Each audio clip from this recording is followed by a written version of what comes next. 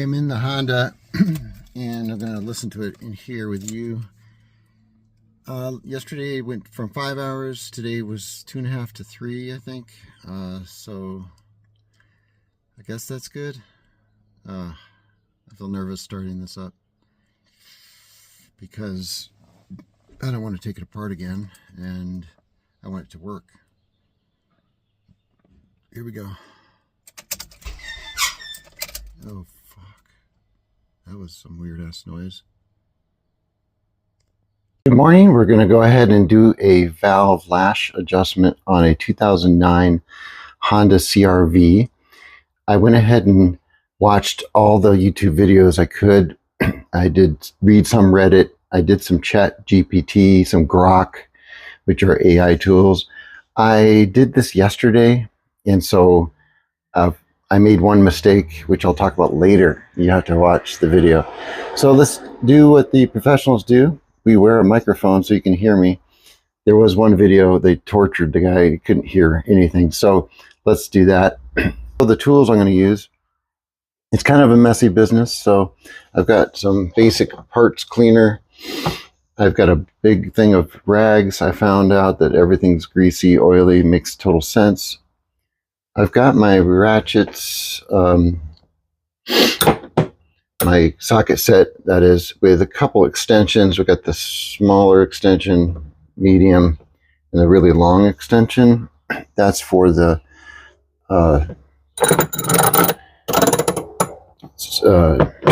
spark plug. Try to be really organized. There's a spark plug to remind me. That's how it looked yesterday. I replaced it. It looks pretty nasty, oily. I did use iridium, which is highly recommended. I'm going to use this tool, crescent wrench, to turn the crank so I can get everything into the positions they need to. There's the old, it's morning, sorry. That's the old gasket, and it's still in pretty good shape according to the videos I watched. It's supple, it's bendable, it's not cracked, but I went ahead and replaced it since I bought it. Here's this Honda Bond product, which is like, how many ounces is this? That would be nice if I could figure this stuff out. This is going to be a very real video. You don't use that much of that Honda Bond stuff. Here's some grommets. These are actually yesterday's grommets that I took off. And it did need one of these gaskets between the spark plug hole and where the oil gets kept out of that area. And I had a lot of oil, as you can see, in there. Here's the handy dandy fancy Honda tool that allows you to do two things at once. It allows you to reach down and break the lock nut with this red handle. So you break the lock nut and then you scoop down into it and you turn with the screwdriver.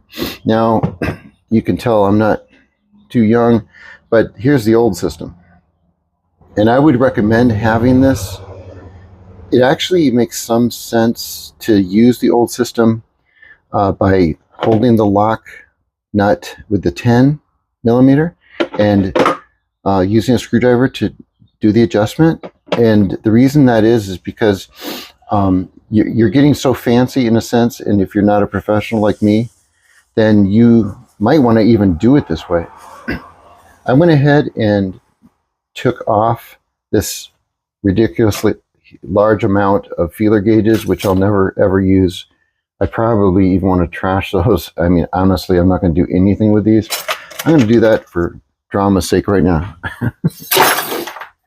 I'm going to need to use only the intake, and I went ahead and marked it with a permanent marker, and the exhaust gap, and mine is 0.008 inches, and then converts to millimeters, and of course the 10 hundredths of an inch in the exhaust. And these are the most important. You're going to use these all day long. And that's the tool setup. And I did actually find that the car had a broken. It was really pretty bad. This was ripped. You can see that it's ripped, and that had to be replaced for $65.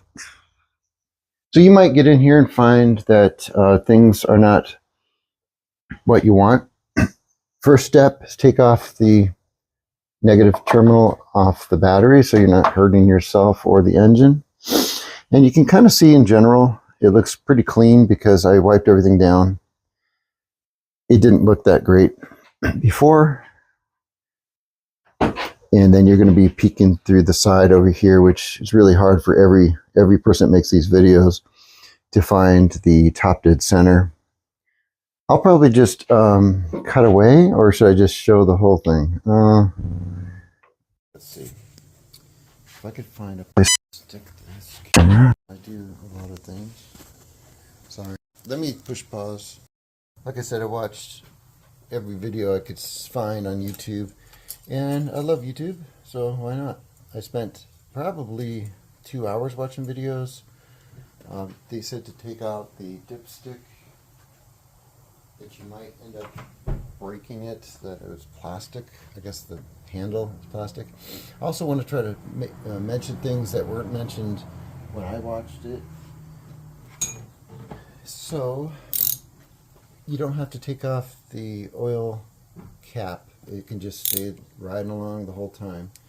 You're going to take off a series of 10 millimeter bolts, and it probably will just break them for you. And then, so that's grommet number 1, 2, 3, 4, 5, and there's one underneath this cover here, so there's 6. And then you're going to take off this cover, and that takes 1, 2, 3, 4, and then you're going to take off this cover, which is just 2, 1, 2. Instead of boring you, I'm going to go ahead and do that. There is this power steering hose. It just totally gets in the way, and so that'll be another one to remove. And then here on the side, there's 2 bolts on the side here, and they hold a bunch of tubing. And so there's one right there. You're going to remove that one, and you're going to remove this one, and that just holds all that. There's 1, 2. And then you're going to pinch this hose right here and remove that. And so I'll do all that for you and then bring it back. I thought I'd just bring you back to show you. I'm going to take off this hose. Quick pinch of the clamp. And just gently remove that and push it out of the way. The idea is to not push it out of the way and bend it. So, and then this one, I don't know if you can see, has the 2 bolts off already there. So I've only removed 3 bolts, and I thought I would just talk a little bit. So the videos didn't talk about whether or not they were fans of power tools when taking off this stuff. I felt like when I watched it, I was a little jealous, and yet maybe they were just being careful not to over torque and overdo things. Let me talk about the 2 I just took off. These are pretty cool. I think they're called studs, and they do 2 jobs. They hold the cover plate down, but they do it in such a way that the stud is deeper. And versus the next 2 I'm going to take off, these 2 are just mounted straight onto it. and they're going to be shallow.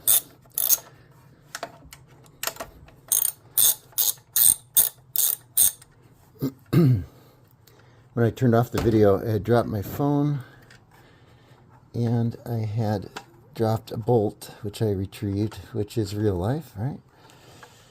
So thank God I didn't lose those things. That's real life. Cover plate number 1, 4 bolts,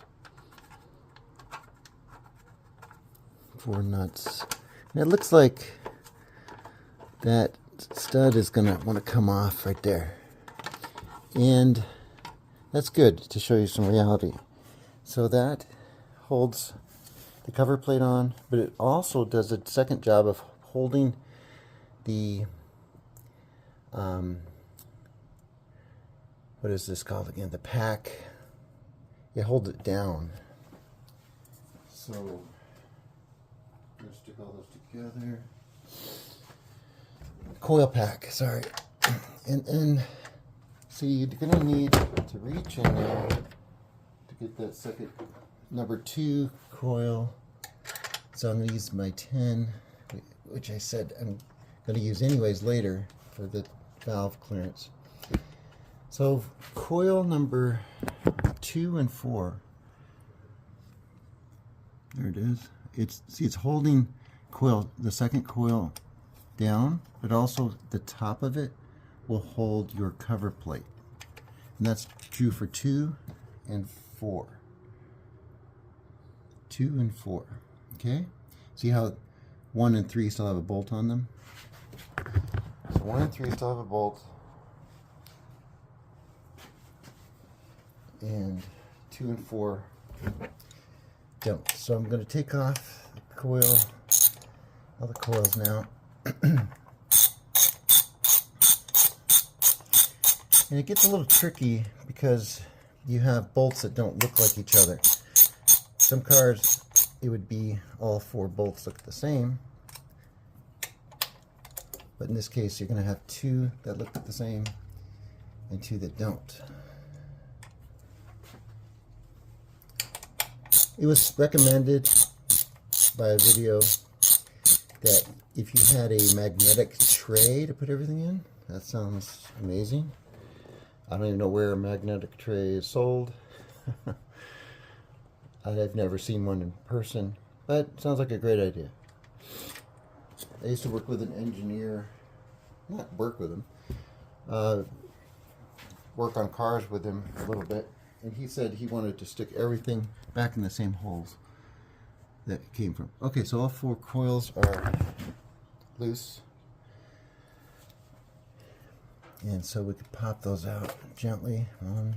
And remember, yesterday I found one was broken. It cost $65. So if you're going to manhandle this, you're going to do it in an expensive way. So there's 1, 2,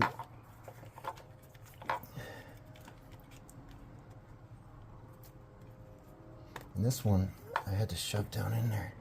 This was the new one. There. Let's get out of there. Okay, good. I think it's because of the angle. So these all stay together. They can just hang in the back. They're not going to fall. They don't want to fall anywhere.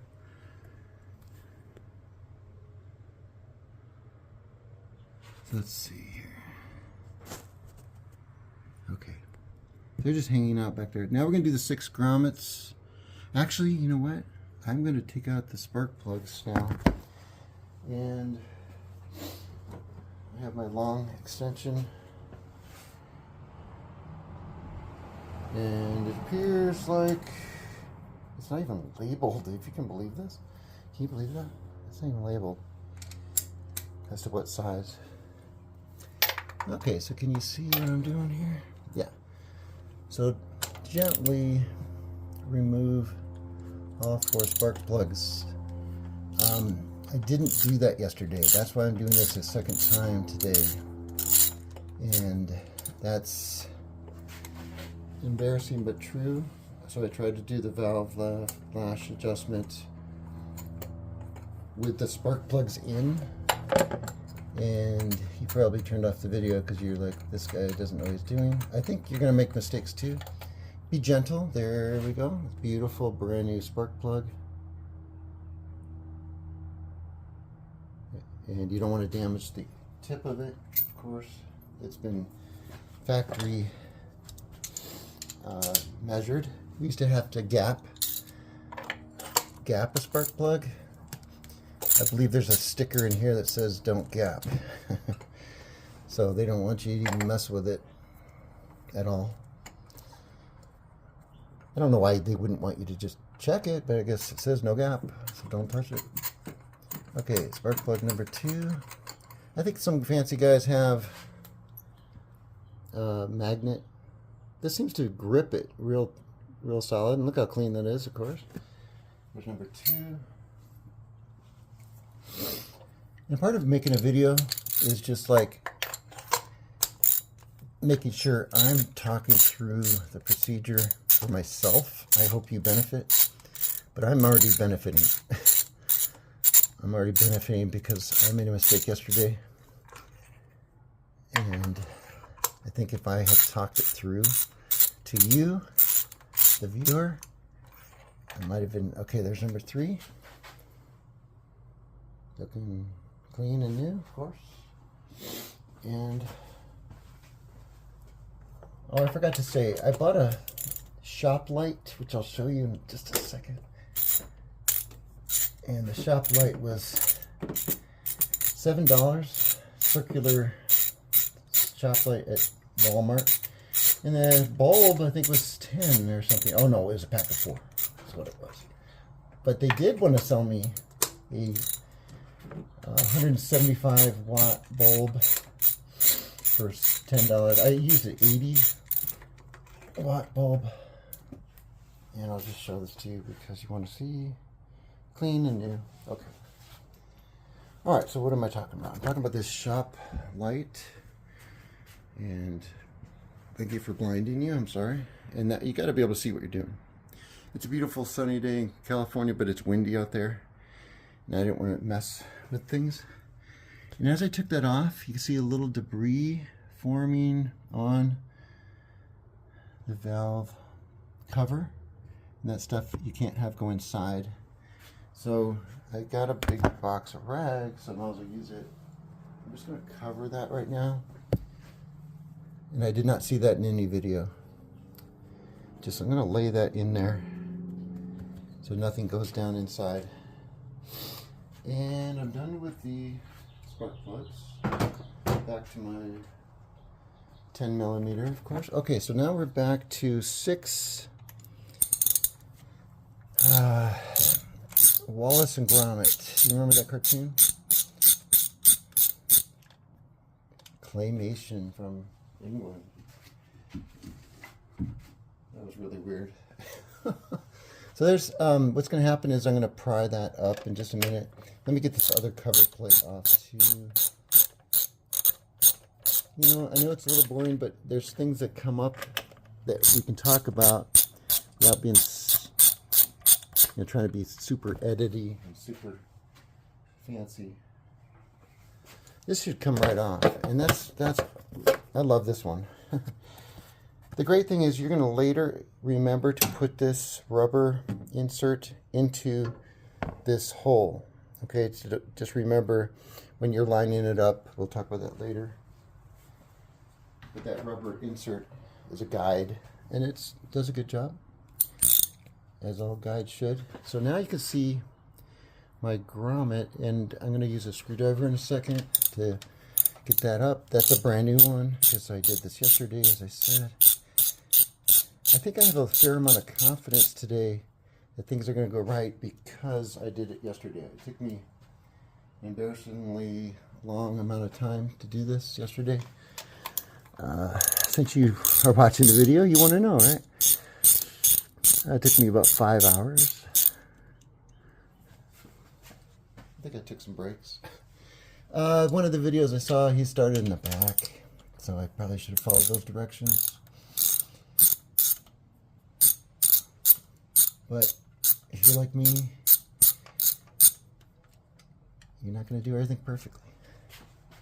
I think the biggest tip I got was to not drop the stuff in the engine, which happened a little bit yesterday. This power steering reservoir unhooked, and I had a bunch of power steering fluid flowing inside the engine, which I tried to clean up as good as possible. Okay, so we're at number 6 of the top bolts. Okay, now I'm going to grab a screwdriver, and I'm just going to pry. What you're going to see is the grommet, and there's a rubber gasket. These are brand new, so this should come right off. Look at that. Beautiful. And I'll show that to you. There should be no pinching, no aberrations. What a cool word. And I'm going to do that 6 times, so you don't need to look at that too closely. We're getting this mostly, we're talking. There's 2. And when the first time I did it, of course, they kind of seal on with heat and with gunk and grease and oil and dirt, and you know, they make it, it's not going to just pop off in 2 seconds like I'm doing now. If it does, you're having a good day. If not, you just call that a real day. Good. And so you don't want to drop, again, the rubber separated from the grommet. I don't even know why they use the word grommet. Why don't they use the word washer? I don't know. Okay, number 6. And that was, I almost slipped through my hands because it was greasy and oily back there. So let's give you another point of view. That's 1, 2, 3. Back there's 4, 5, and number 6 right here. Okay, 6 are off. Got 2 cover plates. We got the coil pack out of the way. We got the power steering hose out of the way. We got all this mess of things over here out of the way. And so what they recommended on the video was to take your screwdriver, or I think he called it a crowbar. And he just said to go over here on the left side and twist, and you can see, watch. It's, there it goes, and it wants to lift off. And so that's what we're going to do. We'll lift it off straight. Straight is better. And there's this nice hose, not really a bib, but hose. You want to grab that one, I think, and then this one, and you're going to go straight up. Wiggle, wiggle, wiggle, and we're going to get this off. Otherwise, the whole video is not worth watching. There we go. And that's like your heart stops for a minute if you're not a professional like me. I'm not a professional. And you're like, oh God, get the fuck up. Get off there. This is when it would be great to hit the camera and drop it on the ground.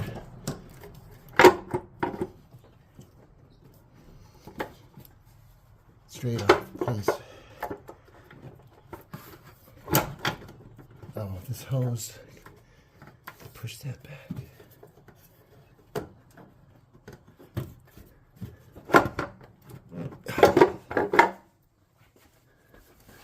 I can hear the comments in the being typed right now.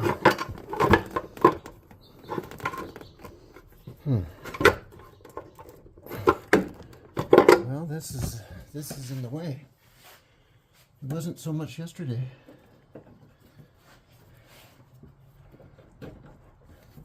It's gonna want to be in the way. Okay, please go straight up. If you're a mechanic and you don't pray, then I don't know how you do it. Because right now, yes, I'm gonna stop this and fight it. I just had to fight it for just another couple seconds, believe it or not. Let's show you what's going on here. Get this. That was stressful. I don't know why. You got the gasket. Mine is new because I did this yesterday, as I said 100 times. And there's some Honda bond that is going to be just used briefly in kind of the 4 corners. I'm just going to set mine back inside. I cleaned inside here I'm going to set this carefully on the ground because it is aluminum. You can't be too rough with it. I'm going to set that aside. And get my rag. I think what I'm going to do is something I didn't do yesterday. I'm going to use a screwdriver and I'm going to place it in the tube. I guess I need a longer one. Let me get a longer one. Okay, I want to make sure I get top dead center. And so you're going to look at the intake lobe of the cam. And this is the VTEC where you have 2 on the front and only 1 on the back. And I thought that was weird, but then I was like, oh yeah, VTEC. Variable, whatever. So I get 2 on the front and 1 on the back lobes. You can inspect those. I think that I watched a video where that's all the guy did. He inspected them. And so I'm going to set that down on the piston gently. And I'm going to watch that rise when it's top dead center. And that's a whole tricky procedure. I'm going to use this crescent wrench. And I'm going to, instead of going through the wheel well, this is the crank pulley, and I'm going to just crank it to where I need it each time. And that will be, if you have a 7, I think it's a 19 millimeter. I don't have a 19 millimeter.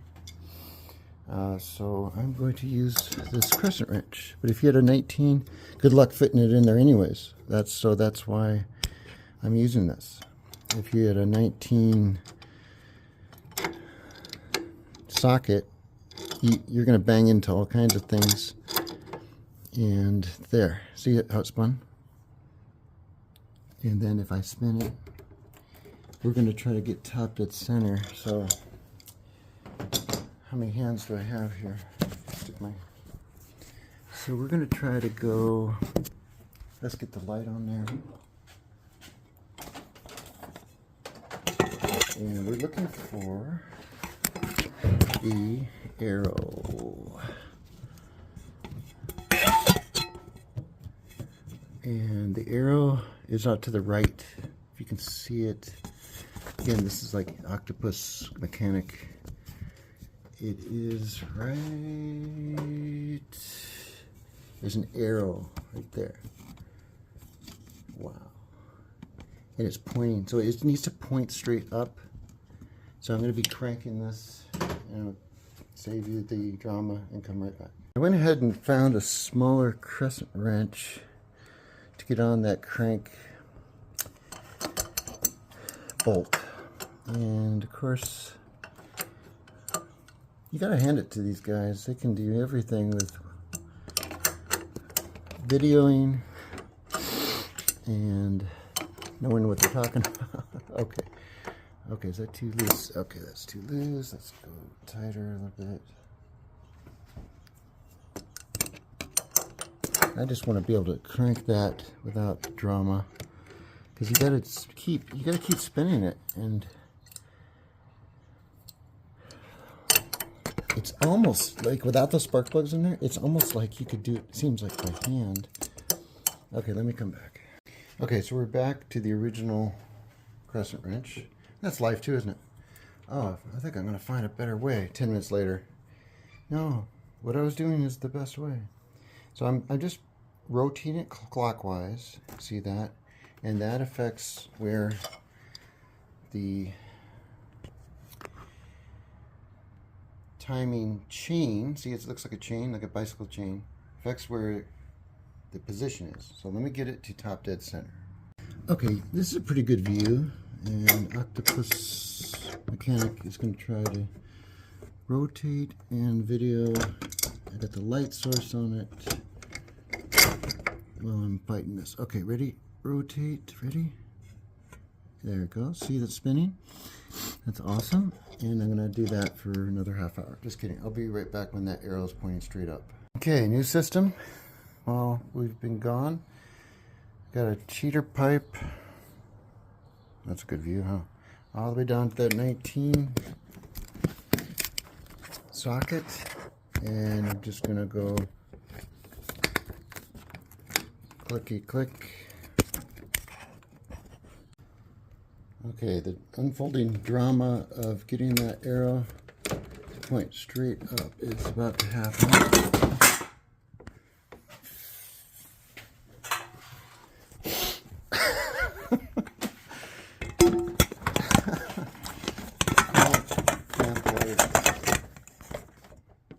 There we go. Okay, that's real. How about some reality for your day?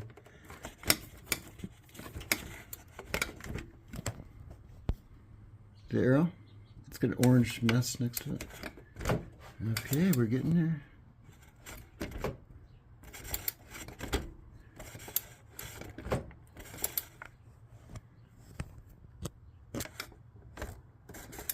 And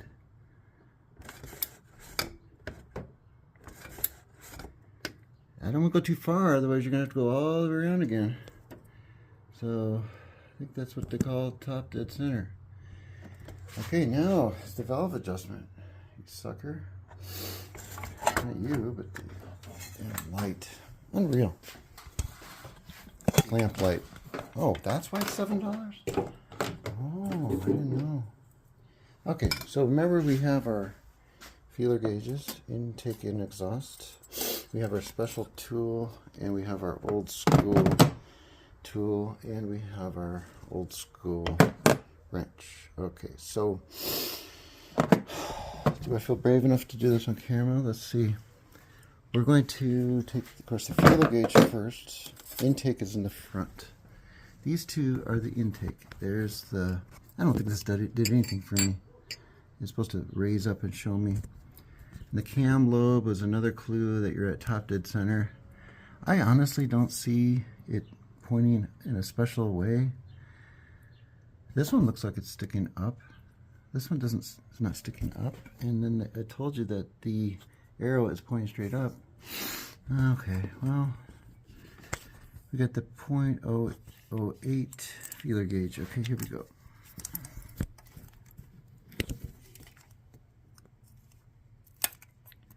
And you're looking for this magical drag.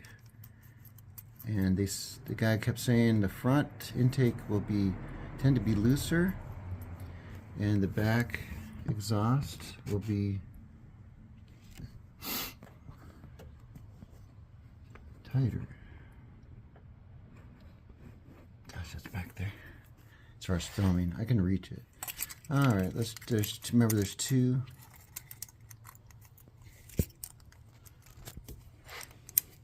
I feel like the angle is bad for camera work.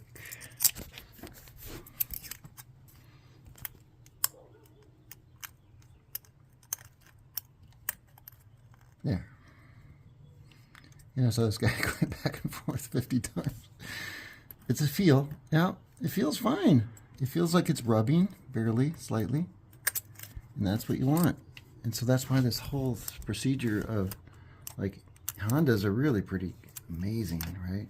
It's not going to be out of alignment. It's not. So, okay, you see that? You're going to leave it there.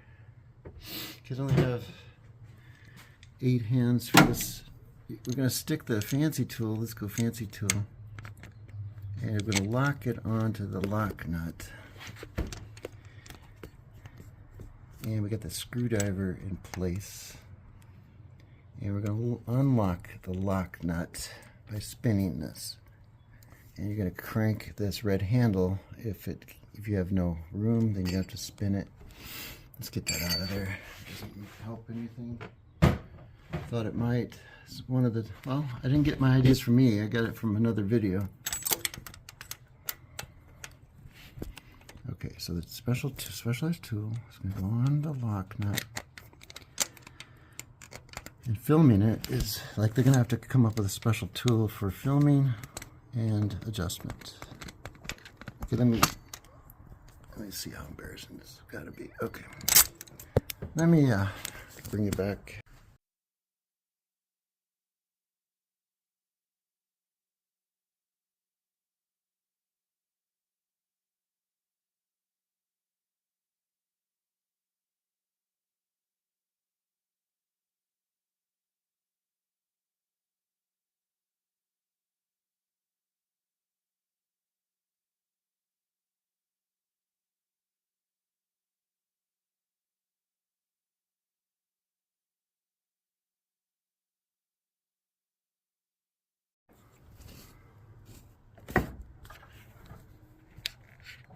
There. And you're going to spin the adjustment screw with the screwdriver. So my hand is on the screwdriver. I'm going to spin, and it was a little loose, so I'm going to tighten it. Okay, we're on the second valve adjustment for cylinder number 1. I thought I'd show you that what happens is the feeler gauge is super tight. I can't pull this thing, and so of course you use the screwdriver to adjust left. That's a pretty good view. And then we're going to go back down in here, and it's now, look at that, sliding. And if you needed to you need to adjust it, then lock it down. Okay, quick update. I did valve 1 and 2 on the intake, and valve 1 and 2 on the exhaust, and that was no fun. I don't know why it sucks so bad. I think you got to know I'm going to be moving, and so the only reason I'm taking this chance on this car is either save it and take it with me, or sell it or give it away to a family member. And I don't want to give it away or even sell it with the moral dilemma of giving them a problem. I'd rather solve the problem myself. So this is the cost of being honest. Okay. And as far as top dead center, one of the videos said that you can use a screwdriver down in the piston hole. And what I'm going to do is put this long extension down there. And I was going to try to mark it. But looking for, wow.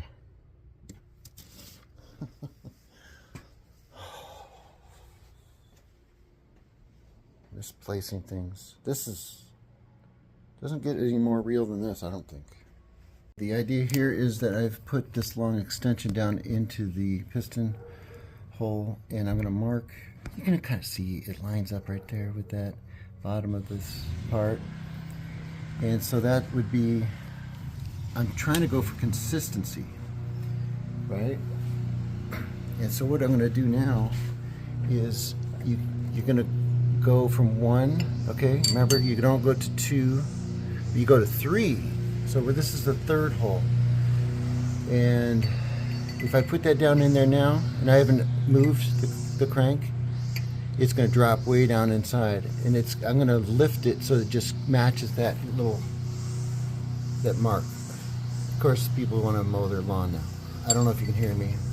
So I'm going to be cranking this. Remember, I'm going to be cranking it, and the timing chain is going to rotate. You can see it rotating. I'm going to be doing this for a little bit, and I'm going to be careful. And I'm going to get that arrow. I get that arrow all the way to 3 o'clock. It said 12 o'clock right now. I'm going to have it at 3 o'clock.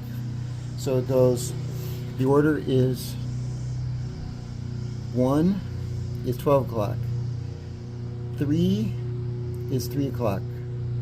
6 o'clock is number 4. And 9 o'clock is number 2. So we're going to go 12, 3, 6, 9, and we're going to see if that works. Okay. While I adjust this, maybe this will raise. Oh, look at that. It raised, and it's going to go to, remember, to the bottom of that. Look at that. This is another way to find top dead center. Now I want it to match up to the edge. That's looking really good, isn't it? No, it's all about the angle. So I want it to be like this, and that's, okay, just a teeny bit more. Is that right? Not yet. So the piston is lifting that. Oh, this is wonderful, because I needed confirmation that I'm at the right spot, otherwise you're adjusting everything wrong. Is that about right?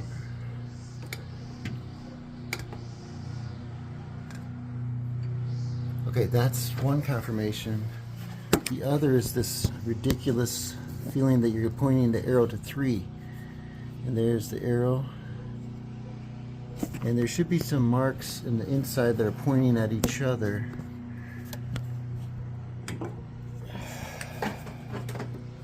Put some light on the subject, and it's going to be blurry as heck.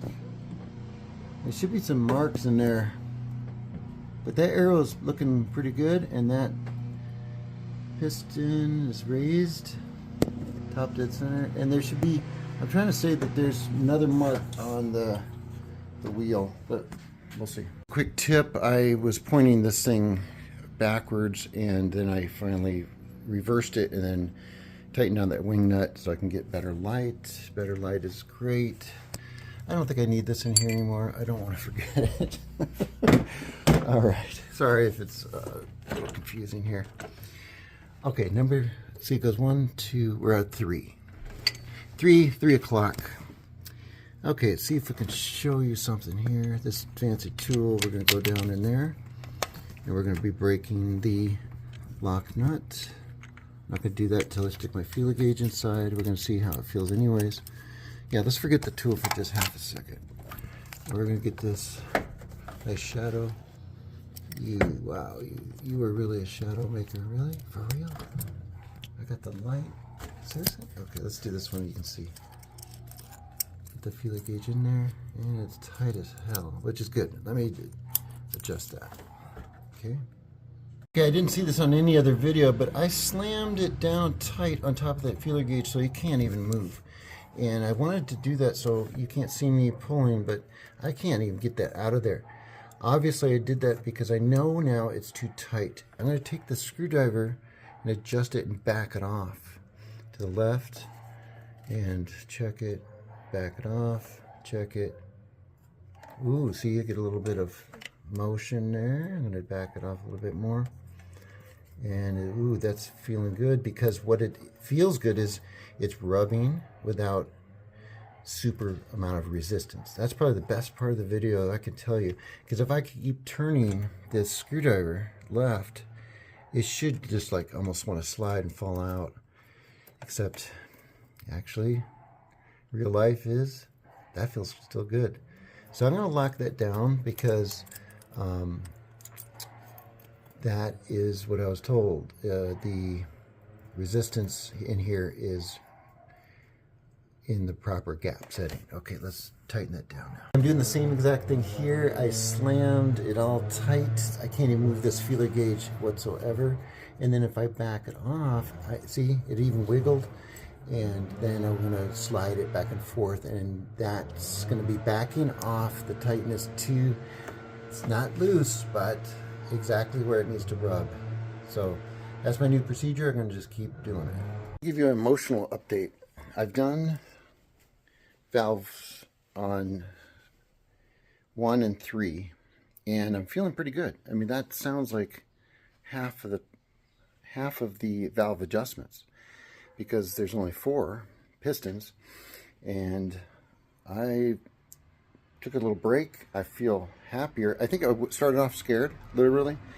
I didn't like what was happening. I didn't like how the almost dropping bolts in the engine compartment was going. I felt like I didn't know how much time I was going to devote to all this.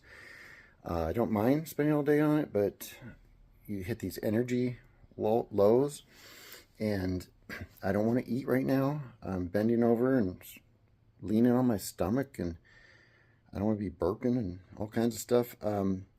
So yeah, I mean, just emotionally speaking, I think I'm at the halfway point, and I'm feeling really good, even though putting things together is another percentage of the procedure, but the adjustment wise, we're down to. So I've done 1 intake exhaust, and that's cool. Look at that, EX for the cam. And again, I watch a whole video. Oh, that's looking good. Oh, that's looking good. Oh, that's looking good. Okay, fine. I've done 1. I've done 3. I've done both these. Again, I slammed them down on top of the feeler gauge, backed off, and to appropriate drag, I did the exhaust in the back. So the procedure's 1, 3, 4. So I'm going to go 4. I'm going to put my little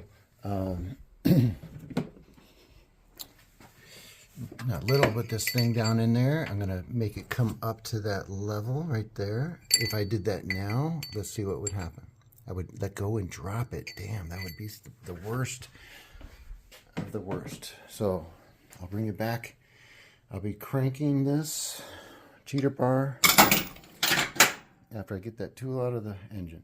Are we getting close? We're at number 4. If this drops down in there, I will be so fucking mad. Okay. I got a long ways to go, it looks like. Is that true? Let's come over here and see if that's going to be down towards 3 o'clock. Yeah, I got a little ways to go. Okay. Let's crank this till we see 3 o'clock.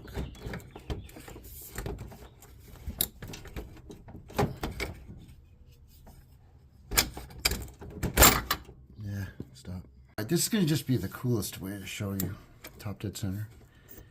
It's going to rise as I crank. I'm cranking on the pulley and it's rising, and you know the level. It's going to be right in there, so I don't want to screw this up. I'll be right back. You see that arrow pointing straight down? That's what we call 3 o'clock on the clock. And double confirmation, top dead centers. I got my tool lined up as I've explained.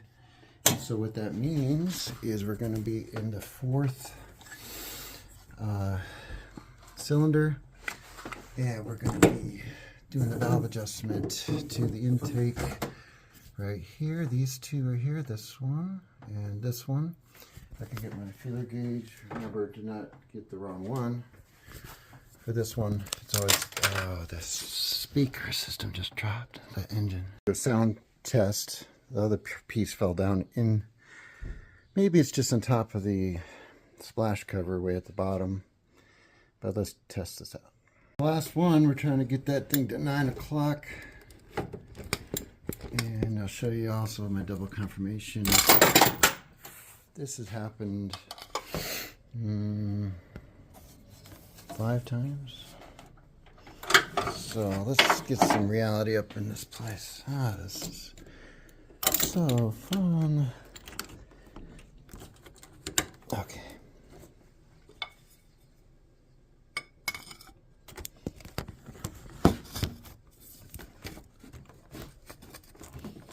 Okay.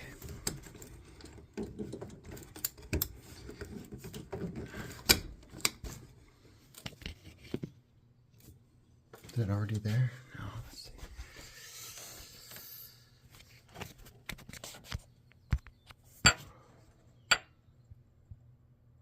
Maybe. Then let's double check the arrow. Arrow's right there. Pointing this way, 9 o'clock. Let's try that. Okay, I think I'm done, and I know you can't hear me. Let's take a look at what I did. I have 6 of these grommets. 1, 2, 3, 4, 5, 6. We have cover plate 1, cover plate 2, and I had to reattach this vacuum line, and don't forget to do the power steering fluid bolt, and it looks like an engine. Got the negative terminal connected, got the oil dipstick back. Like I said, it looks like an engine. Didn't use as much Honda Bond in there as I wished I had,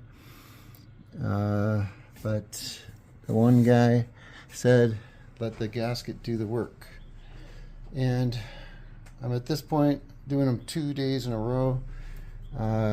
We'll see. So we'll start it up, and if it sounds really loud, I'm going to be super disappointed. Man, that was scary. Whew. Forgot to put the spark plugs back in. Oh my God. Hopefully I didn't hurt the engine. Here's the real test. God, I don't even want to do this. Oh my God. It sounds amazing.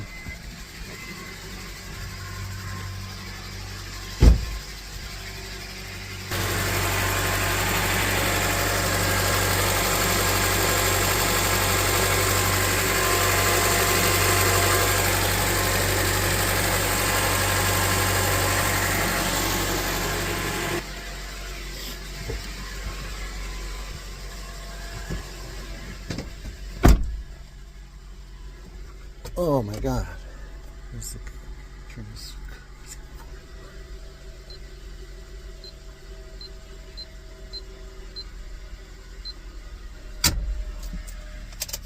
Oh, it sounds amazing. It sounds amazing because it was making these weird sounds like tappets, I guess, and loud. This sounds good. Oh my god. Let's celebrate by putting a comment below. Well, I wasn't going to wash it until it worked, so it's clean and ready to work for many more miles, I think.